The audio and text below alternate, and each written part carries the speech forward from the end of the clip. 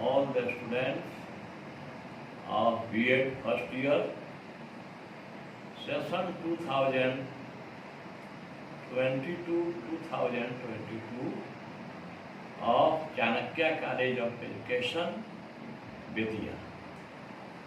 पिछले वर्ग में हम लोग स्वामी विवेकानंद जी की शिक्षा दर्शन के आधारभूत सिद्धांत के बारे में पढ़ रहे थे। उसी के क्रम में हम लोग शिक्षा के अर्थ के बारे में भी जानकारी प्राप्त की थी।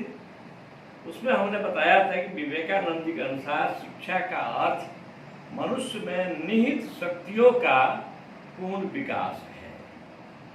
Education means complete development of powers involve already in man.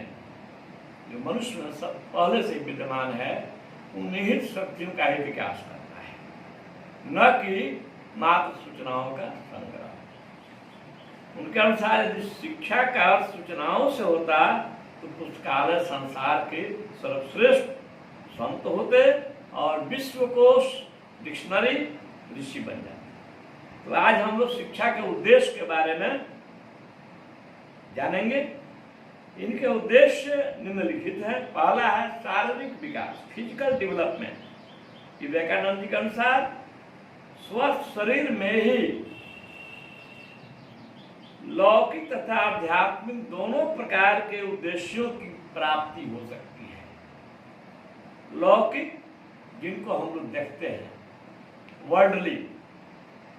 आध्यात्मिक जिनको हम लोग नहीं देखते हैं, which we can't see but realise. उनका कहना था कि हमें ऐसे बलिष्ठ लोगों की आवश्यकता है जिनकी पेशियां लोहे के समान दृढ़ हो तथा स्नायु फौलाद की तरह कठोर। अतः इनके अनुसार शिक्षा का महत्वपूर्ण उद्देश्य शारीरिक विकास करना है। दूसरा, पूर्णत्व को प्राप्त करना, रीचिंग परफेक्शन। स्वामी जी के अनुसार ज्ञान बाहर से नहीं आता है, बल्कि वह तो मनुष्य के भीतर ही विद्यमान रहता है। इस अंतर्निहित ज्ञान अथवा पूर्णता की अभिव्यक्ति करना शिक्षा है। लौकिक तथा आध्यात्मिक ज्ञान मनुष्य के अंदर ही विद्यमान है, जिस पर एक आवरण छाया रहता है, कवर छाया रहता है, आवरण से ढका रहता है, कवर से ढका रहता है। शिक्षा का काम है इस कवर को हटा देना, इस आवरण को हटा देना। तीसरा है मानसिक एवं बौद्धिक विकास, mental and intellectual development. Swami ji के अनुसार भारत के पिछड़ेपन का सबसे बड़ा कारण उनका बौद्धिक पिछड़ेपन है।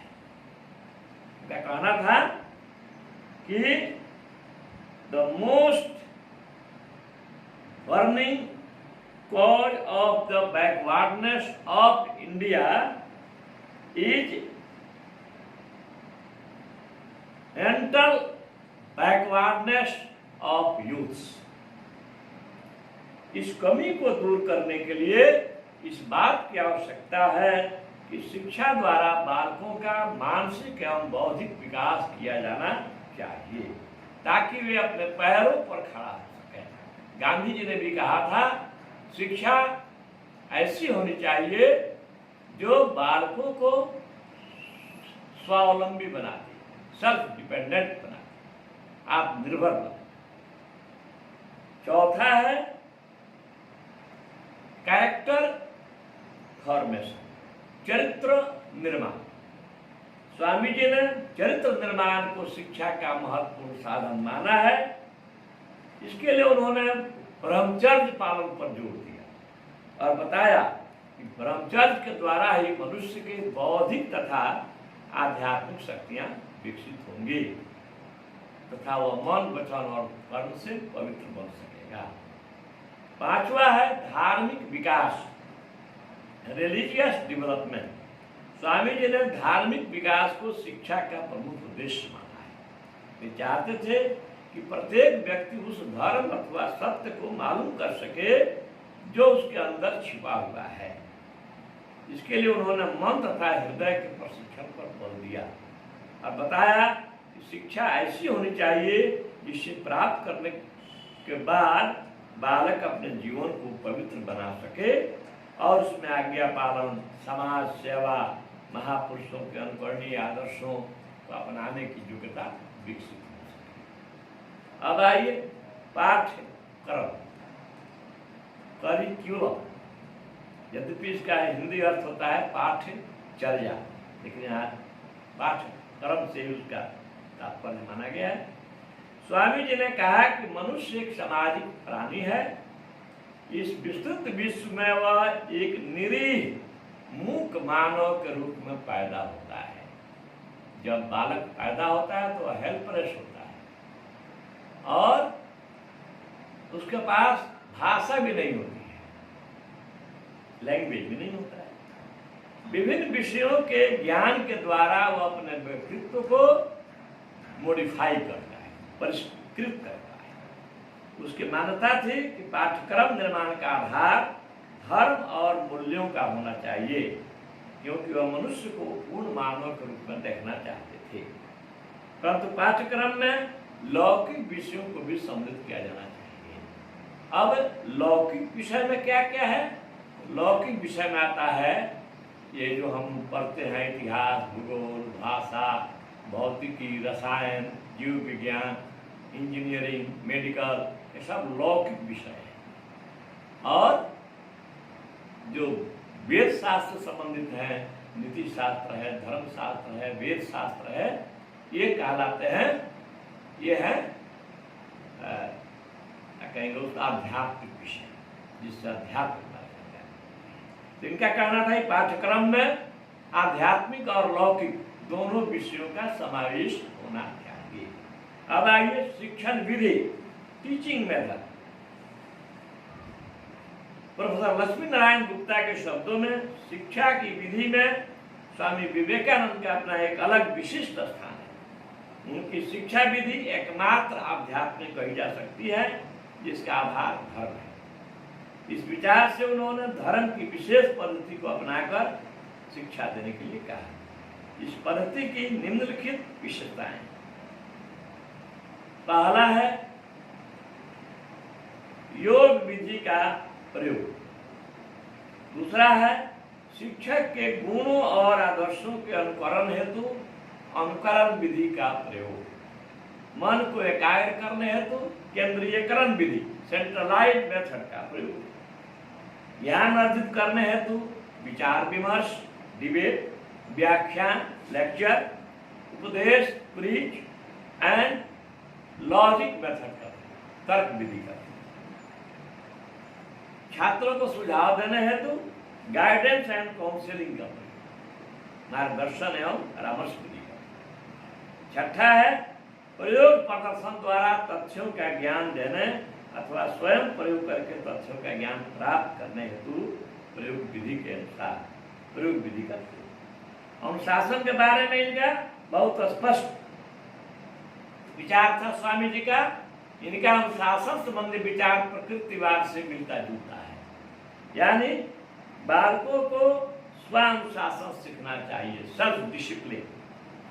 उन्हें किसी प्रकार का शारीरिक दंड नहीं दिया जाना चाहिए तथा उन पर अनुचित प्रेशर भी नहीं डालना चाहिए, मानसिक या शारीरिक। अंडी प्रेशर में नहीं रखना है बालकों को, शारीरिक दंड नहीं देना है बालकों को, सेल्फ डिसिप्लिन सीखना है। उन्हें सीखने के लिए पर्याप्त स्वतंत्रता, एबंडेंट लिबर्टी मिलनी चाहिए तथा सहानुभूतिपूर्ण सीखने के लिए उन्हें उत्साहित किया जाना चाहिए। अब आइए शिक्षक। वास्तव में स्वामी जी का विचार है कि कोई किसी को सिखलाता नहीं है, मनुष्य स्वयं सीखता है ना। बाह्य शिक्षक केवल सुझाव दे सकते हैं, जिनसे आत्मा कार्य करने और चैतन्य हो जाती है। स्वामी जी ने शिक्षक के अंदर बहुत से गुणों की अपेक्षा की है। पहला है शिक्षक को आध्यात्मिक दृष्टि से दिव्य और परिपक्व होना चाहिए। उसे धार्मिक ग्रंथों के सार तत्वों से अवगत होना चाहिए। उसे पवित्र और ब्रह्मचर्य होना चाहिए, उसे दंड विरोधी प्रवृत्ति का होना चाहिए, उसे सफल मनोवैज्ञानिक होना चाहिए, उसे व्यावहारिक होना चाहिए, उसमें त्याग, साहस, उत्साह, विश्व बंधुता आदि गुण होने चाहिए। 6-7 को शिक्षक की विशेषता टीचर में होनी चाहिए। नेक्स्ट, शिक्षार्थी में भी इन्होंने कहा, स्टूडेंट में भी निम्नलिखित गुण होने चाहिए। पहला, विद्यार्थी को शरीर एवं मन से स्वस्थ होना चाहिए, बलवान होना चाहिए। दूसरा, विद्यार्थी में सत्य को जानने की प्रबल इच्छा होनी चाहिए। तीसरा, उसके अंदर इच्छा शक्ति और चित्त को एकाग्र रखने की क्षमता होनी चाहिए। चौथा, उसे विद्या प्रेमी, विवेकशील, विचारशील, स्वप्रयत्नशील एवं कर्तव्यशील होना चाहिए। पांचवा, उसे धार्मिक और धार्मिक क्रियाओं में आस्थावान होना चाहिए। अब आइए विद्यालय। विवेकानंद, यद्यपि विवेकानंद जी गुरुकुल प्रणाली के पक्षधर थे, परंतु आधुनिक परिस्थितियों में विद्यालय प्रकृति की गोद में शहर के कोलाहल से दूर नहीं बसाए जा सकते, ऐसा उनका मानना। अतः आपने केवल इस बात पर बल दिया कि विद्यालय का पर्यावरण शुद्ध होना चाहिए और अध्ययन, अध्यापन, खेल कूद, व्यायाम के अतिरिक्त भजन, कीर्तन एवं ध्यान की क्रियाएं भी संपन्न कराई जानी चाहिए। अब आइए इनके शिक्षा दर्शन का मूल्यांकन अंतिम पैराग्राफ में लिखा जाएगा। स्वामी विवेकानंद के शिक्षा दर्शन में हमें समन्वयवाद के दर्शन मिलते हैं। समन्वयवाद कहते हैं कोऑर्डिनेशन, अंग्रेजी में कहते हैं कोऑर्डिनेशन। ये चिंतन और क्रिया में विरोध नहीं मानते। उन्होंने ज्ञान, कर्म और भक्ति के समन्वय पर बल दिया। He stressed on the coordination of knowledge, deed and devotion. Pandit Jawaharlal Nehru Bharat के प्रधानमंत्री के शब्दों में भारत के अतीत में अडिग आस्था रखते हुए और भारत की विरासत पर गर्व करते हुए भी विवेकानंद का जीवन की समस्याओं के प्रति आधुनिक दृष्टिकोण था और वे भारत के अतीत तथा वर्तमान के बीच एक प्रकार के संयोजक थे। यही जो है स्वामी विवेकानंद जी का शिक्षा दर्शन है। इसमें आप लोगों को हमने आज बताया भारतीय शिक्षा दार्शनिक के संदर्भ में 4 शिक्षा दार्शनिकों का हम लोगों ने जिक्र किया। महात्मा गांधी, स्वामी विवेकानंद, फिर इधर से रविन्द्रनाथ टैगोर, फिर अरविंद घोष। यूनिट 4 में जो है, यूनिट 4 में, इकाई 4 में इनमें से एक प्रश्न आएगा। 2 अभी है, उसको छोड़ रहे हैं हम, गिजू भाई बधे का और कृष्ण स्वामी का भी छोड़ रहे हैं। 4 इधर से आज भारतीय शिक्षा दार्शनिक का हो गया। कल से हम लोग शुरू करेंगे पाश्चात्य शिक्षा दार्शनिक। धन्यवाद। घर पर रहिए और सुरक्षित